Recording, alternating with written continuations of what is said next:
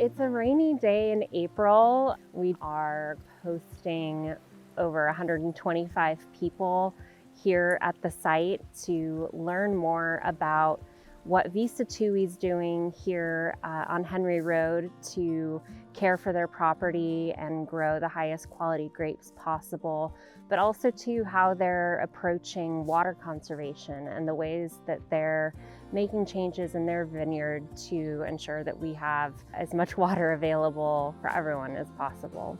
So it's great to be out here and to connect our community with our local industry and to answer questions about how grape growing works, how winemaking works, and what makes Napa Valley just so special.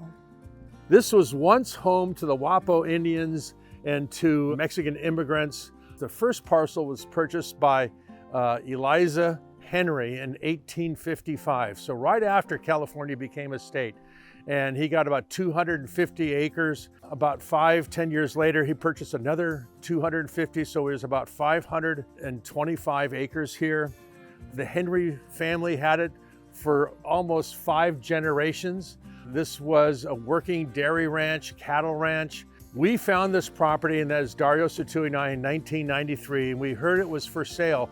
Herb Henry, he was 70 years old when we met him, had a tax consequence. His brother had died, and fortunately he had to sell. He had spent his entire life on the property, had never lived elsewhere, never had electricity, never had running water.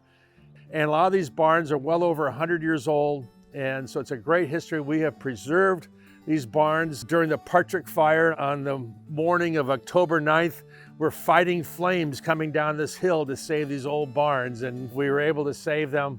And so we now have about 110 acres or so planted of vines. You know, we've been farming sustainably here at Sattui for a number of years, and we made the decision a year ago that we would now convert 100% of our vineyards to organic farming. So we're really proud of that, and we're also really proud of the wines that we make from this ranch. But we've put the entire ranch under conservation easements. So virtually this property will remain the same in perpetuity, forever. It'll never be developed. It can't be developed. We have no water in this ranch. And so we all pump from Carneros Creek. We'll walk up and you'll see we have a 50-acre-foot pond. Let's go.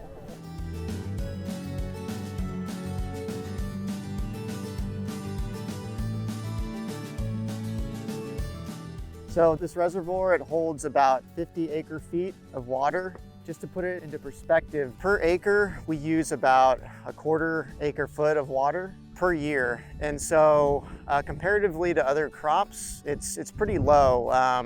For instance, like orchard crops and nut crops, they use probably anywhere from 1 to 4 acre-feet per acre of water. So it's a lot higher than grapes. Specifically with wine grapes, we don't try to give them too much water or too little water. It's kind of trying to find a balance where they're kind of unhappy but not too unhappy, you know. We have several technologies we use to measure the water that the vines need. So one is a pressure bomb. It's like a pressurized box almost. It's a metal box. And what we do throughout the growing season is we take the leaves from the vine and we stick it into this box, and we look at the pressure gauge, and judging by how much pressure that uses, we can tell whether or not it's stressed or not. We also have a satellite imagery program, and so we use that to kind of tell us how much we need to add to the vineyard. From what Carter's saying, there's a tremendous amount of technology goes into it, and you know, these are all on drip irrigation. So it's about 325,000 gallons is an acre-foot of water. This pond holds roughly 17 million gallons of water. So it sounds like a lot, but just to put in terms, the water that we put on of each vine is anywhere between 50 to 60 gallons per year. That's equal to like 3 showers that we might take, or the average household uses about a half acre-foot of water a year. The vines use less than that. During the drought, we trucked water from Napa Sanitation. I think the one takeaway here, vineyards are great fire breaks. There's just not enough fuel in a vine row for a wildfire. And that's really what saved the valley from 17 and 2020. But we really try to have the best science we can to, farm in harmony with our environment and harmony with our community, and, because we all live here too. And you need to do the best you can.